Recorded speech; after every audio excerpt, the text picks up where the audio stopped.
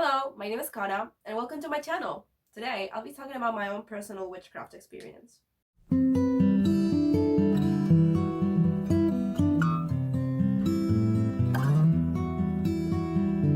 This video is going to be a little different from what I've already uploaded in this channel because, well, I'm chilling in my bed, I'm going to be rambling a lot, so this is more of a have this in the background while you clean your house kind of video. I guess I should start by talking how I found witchcraft, which I'm not proud to say, but I found it through TikTok. Which I know if you're an experienced practitioner, you're probably rolling your eyes and you're just like, oh, another TikTok witch, whatever. But just hear me out, hear me out. My practice has evolved a lot since then, and of course, don't take TikTok as a good source of information. Just disclaimer. Whatever you see on TikTok is cute and aesthetic and can introduce you to the world of witchcraft, but don't take it as a complete fact. Witch talk is filled with misinformation, so just, yeah, be mindful of that. If I'm being honest, I would have never thought I would end up being a witch because, well, growing up, I wasn't really educated on any kind of spiritual practice or any religion. And because of this, I grew up to view things through a very scientific lens. I was, of course, an atheist. I did not have any sort of faith. I did not believe in anything I could not see with my own two eyes. And due to external factors throughout my adolescence and also, well, internal factors, my mental health started rapidly declining until a couple years ago I found myself at my very rock bottom, which is when I found witchcraft. Witchcraft took me from the sad little hole I was in and showed me a whole new world of possibilities. It broke down the foundations of everything I had built in my life up to that point and gave me the opportunity to be rebirthed. I know this may sound a little melodramatic, but that's the best way I have of explaining what witchcraft has done for me. It has truly been a beautiful journey, and a journey I don't expect to end anytime soon. Now, I wanted to give a little bit of advice for anyone out there who may be just starting out. Maybe you can learn from my mistakes. For example, a very big advice I have for you, and it has nothing to do with witchcraft itself, is be careful on what you spend your money on.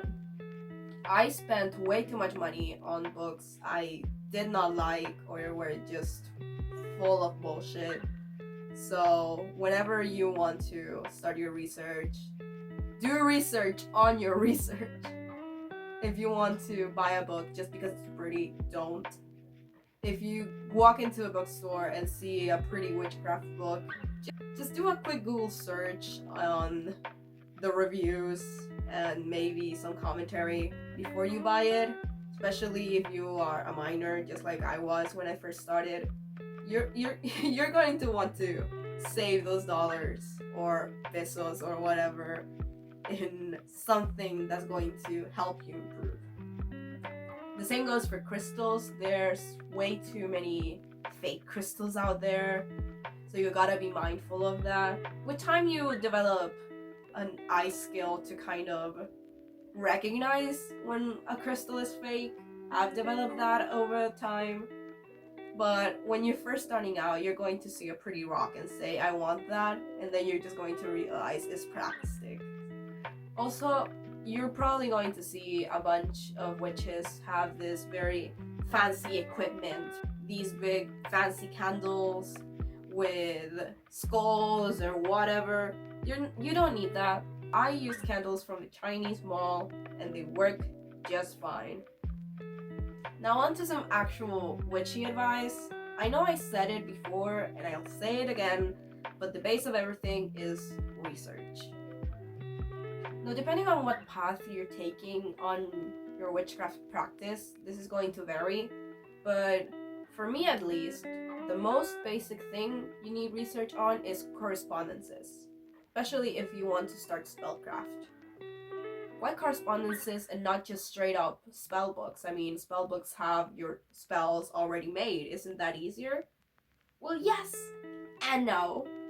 Because in my personal experience, I've found that pre-made spells by someone else don't have the same effectiveness as if you made a spell up for yourself. For example, if you copy someone else's sigil, of course it can work. I mean, it's charged with that person's energy, but it can work. However, it's not going to be as strong if you make up a sigil yourself.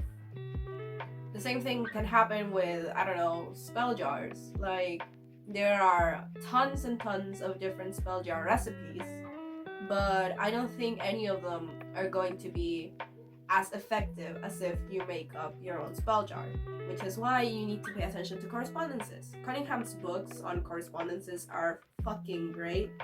They go straight to the point, they have good research. Of course, you shouldn't use them as a Bible of sorts, but they are a very good place to start with, and I use them a lot in my practice. Now, another advice I have for you is to always explore and experiment new things. Don't just stick with the one thing that drew you to witchcraft. For example, if the first thing that drew you to witchcraft was cute spell jar videos, eventually you're going to find yourself dabbling in, I don't know, divination or even deity work, because that's just how it works. Your practice is going to be constantly evolving, and you shouldn't cage yourself within a certain part of witchcraft. I've seen the idea of types of witches very globalized in the witchcraft community, which I kind of get because categories and tags for certain things make people feel comfortable, but at the same time, you shouldn't try too hard to fit into one of these categories, because you're just going to be missing out on all the other things the other categories can offer.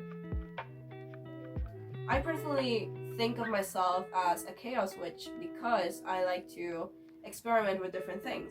I do divination, I do spells, I work with different energies, I do all these sorts of things, and now I'm starting to dabble into deity work.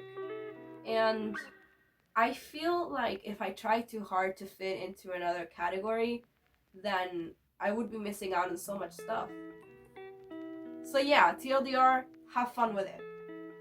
Now that I mentioned deity work, I would like to clarify that, for me at least, deity work is not a beginner-friendly kind of thing, just because you're messing with something that is much bigger than us, and you need to be not careful, but do be mindful of what you are doing. Of course, you can worship deities, that's not off limits, but if you actually want to have a relationship with a deity, you should know what you're doing first. As I said before, witchcraft has completely changed my life. It is capable of opening your eyes to a whole new reality, and if you are a new witch, just trust me, you have a very fascinating path ahead of you. And if you're an experienced witch, then you can agree with me on that. And I think that's it. I've been rambling on and on and on about witchcraft for about an hour now, which you're now going to see because this is probably going to be edited into a 10-minute video if it gets to 10 minutes. My phone even turned off for one of the takes, so I had to start all over again. It was awful. So yeah, I hope you enjoyed this video. I hope you have a good day wherever you are, or night, or evening, or whatever. Have a nice one.